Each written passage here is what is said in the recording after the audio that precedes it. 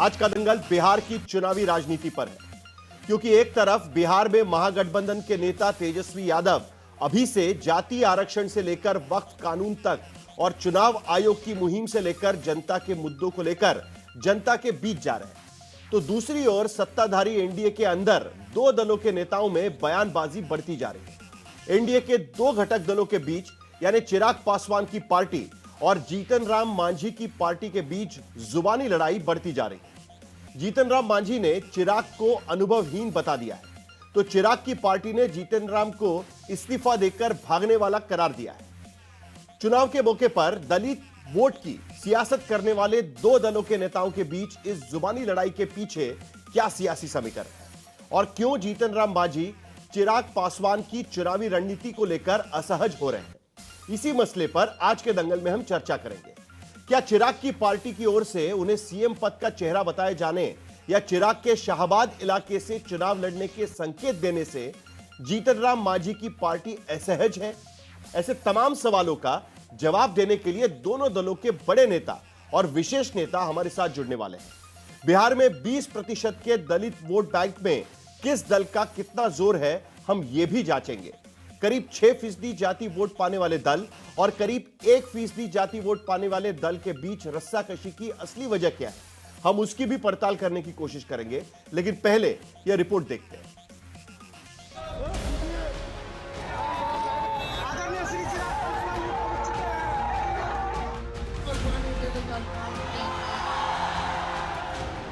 बिहार में चुनाव 4 महीने दूर हैं, लेकिन रैलियों, कार्यक्रमों और सम्मेलनों का दौर खूब चल रहा है। मैं चुनाव लड़ूंगा। पक्ष विपक्ष का हर एक नेता एक एक वोट की जुगत में जुट गए हैं। इस बीच बिहार में एनडीए के अंदर नई खींचतान चल रही है, क्योंकि जब से चिराग पासवान ने बिहार में चुनाव लड़ने का ऐलान किया है, बिहार में दलितों के नेता की कुर्सी पर कब्जे की होड़ शुरू हो गई है। दोनों दलों के नेताओं के बीच ये जुबानी जंग चिराग पासवान के एक बयान के बाद शुरू हुई, जब 28 जून को चिराग ने खुद को दलितों वंचितों का पहरेदार बता दिया। जब तक चिराग पासवान जिंदा है, जब तक चिराग पासवान केंद्र सरकार का हिस्सा है, एक पहरेदार की भूमिका में हूं मैं।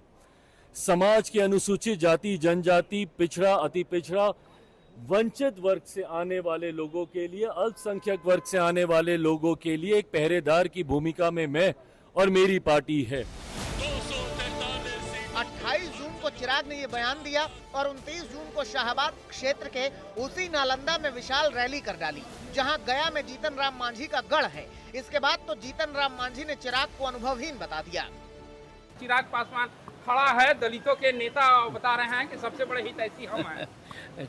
कोई कह करके अगर कुछ कोई करता है तो मैं समझता हूँ कि कहीं न कहीं समझदारी में उसको कमी है। हम फलने समाज के लिए हम कुछ करेंगे तो ये एकांगी बात है। हम समझते हैं कि थोड़ा सा अनुभव की कमी इसमें दिखती है। चिराग पासवान पर मांझी का ये बयान दरअसल उस चर्चे के बीच आया जहां एलजेपी ने चिराग को बिहार का चेहरा घोषित करने की मांग शुरू कर दी थी। जीतन राम मांझी को ये भी कबूल नहीं था। बिहार की जनता चाहती है कि चिराग पासवान जी यहाँ आकर बड़ी जिम्मेदारी संभालें, और अगर बिहार की जनता जिसको आशीर्वाद देगी वही यहाँ पर आकर के यहाँ की बड़ी जिम्मेदारी संभालेगा। अभी बिहार में नीतीश कुमार ही हम लोगों के सर्वमान्य नेता हैं। एनडीए में रहकर के लोग एनडीए के मुखालफत करने की बात अगर करेंगे तो वो उचित नहीं है। मैं चिराग पासवान को जानता हूँ, वो नहीं मुखालफत करना है, एनडीए के खिलाफ नहीं जाएंगे। उनके चट्टे बट्टे कुछ लोग हैं, बोल देते हैं, तो उनके बातों का कोई संज्ञान नहीं लिया जाना चाहिए। दोनों दलों के बीच बयानी तकरार का ये सिलसिला आगे और तेज होता गया और अब चिराग की पार्टी के सांसद और चिराग के रिश्तेदार अरुण भारती ने जीतन मांझी पर तंज तक कस डाला। जो अनुभव जीतन राम मांझी जी का है उतना चिराग पासवान जी का नहीं है, लेकिन साथ ही साथ जब बिहार विधानसभा में बहुमत साबित करना था तो इस्तीफा छोड़कर भाग जाने का अनुभव भी चिराग पासवान जी के पास नहीं है। क्या किस परिस्थिति में कौन इस्तीफा देता है, क्या करता है, ये सब चीज़ को समझना चाहिए। जब हमने इस्तीफा दिया था तो जो नॉर्मल मूल्य है उसके आधार पर दिया था कि बहुमत है, लेकिन नीतीश कुमार ने हमको बनाने का काम किया था और नीतीश कुमार की इच्छा हुई कि अब आप छोड़ दीजिए तो हमने इस्तीफा दे दिया।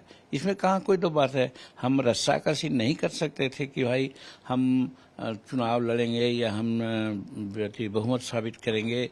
नीतीश कुमार की इच्छा थी कि हम छोड़ दें तो छोड़ दिया। और जो अनुभव की चिराग पासवान जी की बात करते हैं, उनके अनुभव से हमें कैसे सीखना है, मैं इसकी बात करता हूँ। महत्वाकांक्षा चिराग जी की भी है, जीतन राम मांझी जी की भी है, लेकिन इसमें परेशानी का स्वभाव एक ही है कि दोनों की महत्वाकांक्षा का जो स्क्रिप्ट है ना, वो एक ही दफ्तर से लिखा जाता है। चुनाव के पहले एनडीए के खेमे में दलितों की सियासत करने वाले दो दलों के नेताओं के बीच इस जुबानी तकरार के पीछे बड़े चुनावी कारण हैं, क्योंकि एक तो एलजेपी और एचएएम दोनों ही दल दलितों और महादलितों का नेतृत्व करने का दावा करते हैं। लेकिन पिछले चुनाव में जीतन राम मांझी एनडीए का हिस्सा थे और चिराग पासवान अलग। तब जीतन राम मांझी की पार्टी को 7 सीटें मिली थी, जिसमें उन्होंने 4 जीती और वोट मिले 3,75,564, जो करीब 0.89% थे। दूसरी तरफ चिराग ने 135 सीटों पर उम्मीदवार उतारे, जीता सिर्फ 1, लेकिन वोट मिले 23,83,457, जो कुल वोट का करीब 5.66% था। सीटों पर सफलता के लिहाज से जीतन राम मांझी ज्यादा कामयाब रहे, लेकिन वोटों की ताकत एलजेपी के पास ज्यादा रही और इसमें बड़ी भागीदारी उस शाहाबाद क्षेत्र की जनता की थी जहां से चिराग की पार्टी के उम्मीदवार लड़े थे और बीजेपी को नुकसान पहुंचा था। 2024 के लोकसभा चुनाव में भी जब शाहाबाद क्षेत्र के इलाके में एनडीए को मुंह की खानी पड़ी, तो अब रणनीति विशेष के तहत चिराग इसी क्षेत्र पर गौर कर रहे हैं। पहला रिजल्ट आ रहा है, जो पहला प्रथम दृष्टया जो आ रहा है बहुत उत्साहजनक है। शाहाबाद से उनकी बहुत अच्छी मांग उठ रही है। ये शाहाबाद वही क्षेत्र है जहां पीएम मोदी ने पिछले महीने ताबड़तोड़ रैलियां की हैं। ये शाहाबाद वही क्षेत्र है जहां चुनावी साल में मोदी सरकार ने विकास योजनाओं की झड़ी लगा दी है, क्योंकि 2020 के चुनाव में आरा, भोजपुर, बक्सर, काराकाट, रोहतास, कैमूर समेत तमाम इलाकों में शाहाबाद क्षेत्र में एनडीए को बड़ा नुकसान हुआ था। बक्सर, आरा, रोहतास, कैमूर की 22 सीटों में से सिर्फ 2 सीटें एनडीए को मिल सकी थी। माना गया कि चिराग की पार्टी के कारण भी एनडीए को 2020 में इन इलाकों में बड़ा नुकसान हुआ। 2024 के लोकसभा चुनाव में भी एनडीए को इस शाहाबाद क्षेत्र से बड़ी नाकामी मिली थी। आरा, औरंगाबाद, सासाराम, काराकाट जैसी सीटें एनडीए हार गई। इसके बाद 2025 के विधानसभा चुनाव को लेकर एनडीए में शामिल चिराग पासवान ने इसी शाहाबाद इलाके को अपने टारगेट पर रखा है। एलजेपी की रणनीति है कि शाहाबाद और मगध के 7 जिलों की करीब 33 विधानसभा सीटों पर ध्यान केंद्रित किया जाए, क्योंकि शाहाबाद के बक्सर, आरा, रोहतास और कैमूर जिले में महागठबंधन बढ़त मजबूत है, जबकि जेडीयू की मौजूदगी नहीं है। महागठबंधन के मजबूत किले की सामान्य सीट से चिराग पासवान को चुनाव लड़ाने की चाहत जता चुकी एलजेपी अब प्लान पर आगे बढ़ रही है। चिराग की पार्टी तेजी से उन्हें बिहार का सीएम चेहरा बताने की मुहिम में जुटी हुई है। उधर चिराग की सक्रियता से जीतन राम मांझी असहज हो रहे हैं, क्योंकि एक तो उनकी पार्टी की इमामगंज की रैली में चिराग पासवान कहकर भी नहीं पहुंचे। दूसरी तरफ जीतन राम मांझी को कसक है कि लोकसभा में 2 सीट और 1 राज्यसभा सीट का वादा करके उन्हें सिर्फ 1 सीट देकर चुप करा दिया गया है। अब जीतन राम का यह असंतोष और चिराग की सक्रियता क्या ऐन चुनाव के वक्त सीट बंटवारे को लेकर एनडीए के अंदर नया गुल खिलाएगी, ये देखने वाली बात होगी।